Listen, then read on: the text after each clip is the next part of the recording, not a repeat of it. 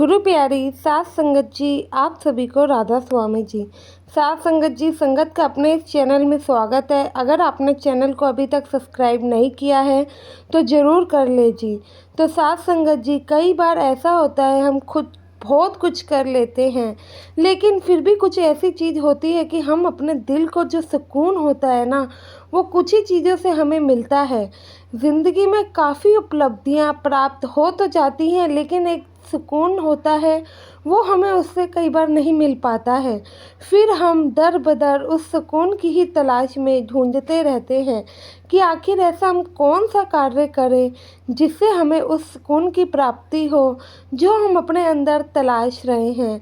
तो साथ संगत जी, यह घटना एक तांत्रिक बाबा की है जिसका काफ़ी लोगों पर राज था। वह काफ़ी लोगों के दिलों पर राज करता था। काफ़ी लोग इस बाबा के पास आते, अपनी परेशानियां बताते और ये बाबा उन लगभग सभी लोगों की परेशानियों को हल करता।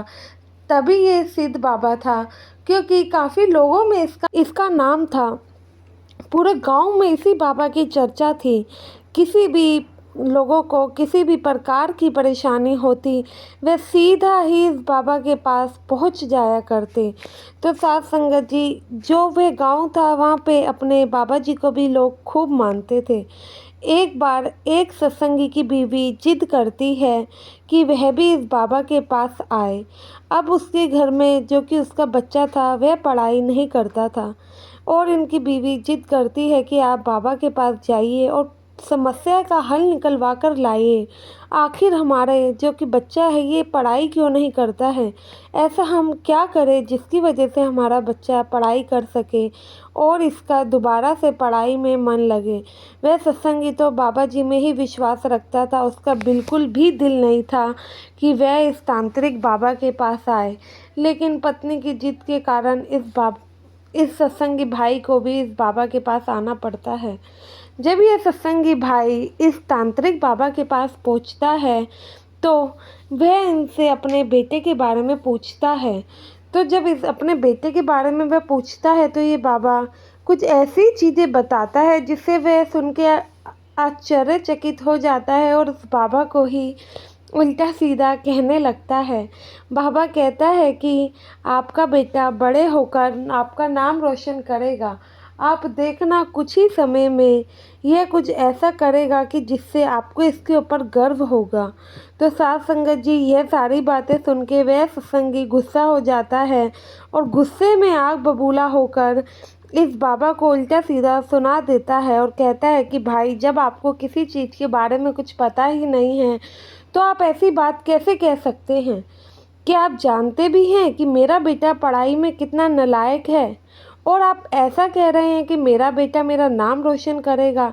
मैं तो इस बात को मान ही नहीं सकता हूँ कि ऐसा कुछ होगा। और अब मुझे सच में विश्वास हो गया है कि आप एक ढोंगी बाबा हैं।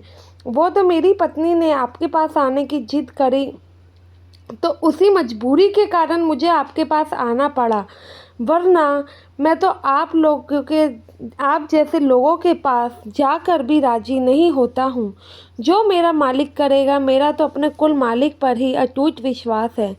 तो ये जो बाबा थे ये पूछते हैं कि कौन है तुम्हारे मालिक। तो ये कहता है कि हम तो अपने बाबा जी को ही मानते हैं और मेरा उन पर अटूट विश्वास है। जो मेरे कुल मालिक करेंगे वह ही सही होगा।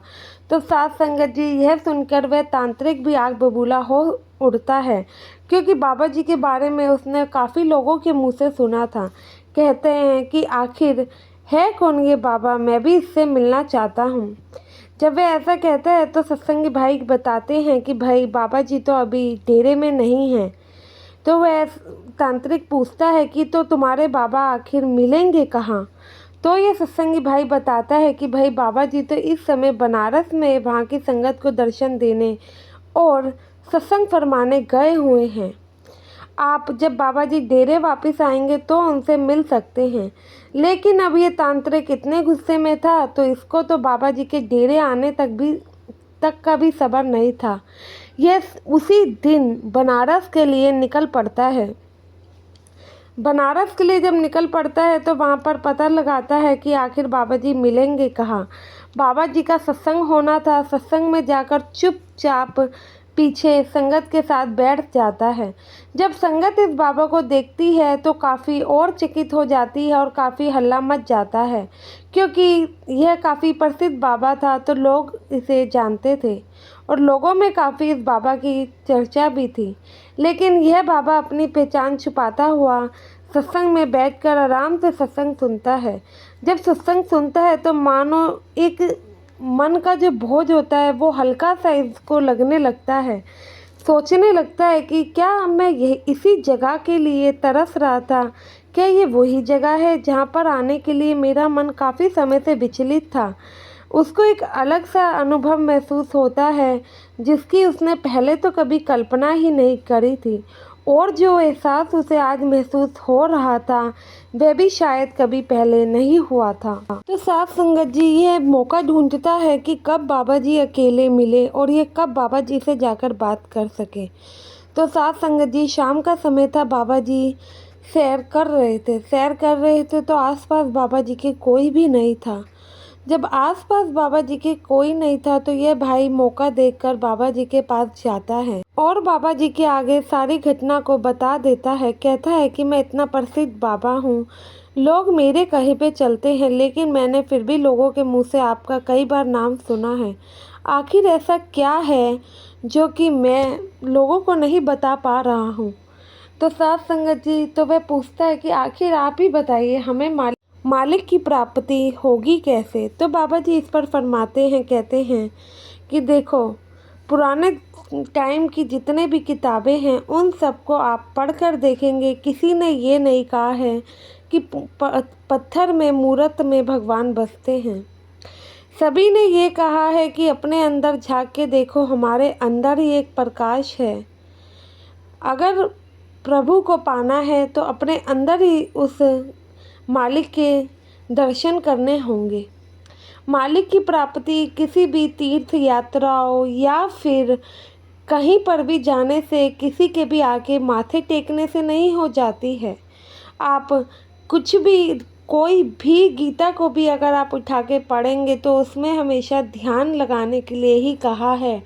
अगर हम अपना ध्यान उस मालिक के प्रति लगाएंगे तो अंदरूनी ही वो मालिक हमें आकर दर्शन देंगे। सदियों से ये चलता आया है, जब जब मालिक धरती पर आए हैं तो वह मानव का रूप लेकर ही आए हैं, चाहे वह राम जी थे या फिर श्री कृष्ण। तो बाबा जी उसे यही और वह जो कि बाबा था वह बस बाबा जी को निहार ही रहा था। बाबा जी के नूर को मानो कि उसे क्या ही अनुभव हो रहा था। बाबा जी को निहारते निहारते वह भी बाबा जी का ही होकर रह गया था। बाबा जी के आगे हाथ जोड़ता है, माफ़िया मांगता है, कहता है कि आज तक मैं जिस ज्ञान और ध्यान के लिए भटक रहा था वो तो मुझे आप ही के पास आकर मिला है। मैंने तो कभी इस बारे में सोचा ही नहीं। तो साथ संगत जी बाबा जी उसे यही समझाते हैं कि कोई बात नहीं, मालिक को पाना आसान है। मालिक की भक्ति करो, आप उससे मालिक को पा सकते हैं। आपको अब कहीं पर भी भटकने की ज़रूरत नहीं है। तो साथ संगत जी इस साखी से हमें भी यह सीख मिलती है कि अपने भजन सिमरन पर जिस कुल मालिक को हम मानते हैं उन पर हमें अपना ध्यान केंद्रित करने की ज़रूरत है। किसी भी अवस्था में हो, किसी भी परेशानी में हो, किसी भी हाल में हो, वह बाबा जी अपने आप देखेंगे। बाबा जी हमसे ज़्यादा ध्यान रखते हैं, उन्हें ध्यान है कि हमें किस चीज़ की ज़्यादा ज़रूरत है, तो उन पर अपना भरपूर विश्वास बनाए रखें। वे अपने आप आपको उस परेशानी से बाहर निकाल देंगे। तो आशा है संगत जी ये वीडियो आप लोगों को पसंद आई होगी, तो कमेंट में राधा स्वामी लिखना ना भूलें और संगत के अपने इस चैनल को सब्सक्राइब नहीं किया है तो ज़रूर करें।